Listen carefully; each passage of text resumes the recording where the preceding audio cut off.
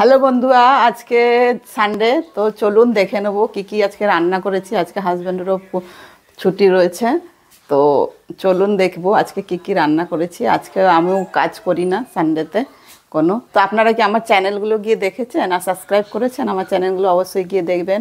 Dog হস India, হস planet আর MLSK। Hello বন্ধুরা, এই দেখুন আমার হাজব্যান্ড সারাদিন ব্যস্তই থাকে। আজকে সানডে, তাও তার চ্যান নেই, তাও ব্যস্ততাই আছে সবসময়। এদিকে তাকাও, এই যে সারাদিন ব্যস্ত থাকে। সারাদিন দেখেন মোবাইল নিয়ে ব্যস্ত না কিছু নিয়ে ব্যস্ত, সারাদিন কাজ নিয়ে ব্যস্ত। তো চলুন দেখি আজকে সানডে কী কী রান্না করেছি। একটু লাইটটা জ্বালিয়ে দাও না, এদিকের লাইটটা।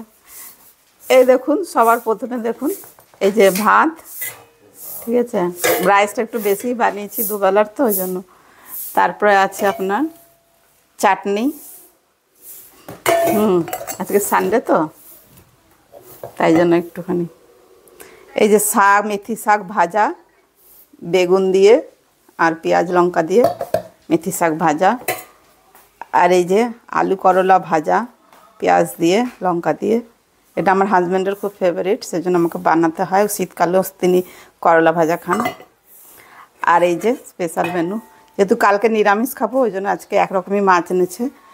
এই যে পাবদা মাছের সর্ষে পোস্ত দিয়ে ঝোল। তো এটা খুবই ভালো লাগে, আমার হাজব্যান্ডেরও খুব ভালো লাগে, সেই জন্য বানিয়েছি, একটু বেশি করে বানিয়েছি।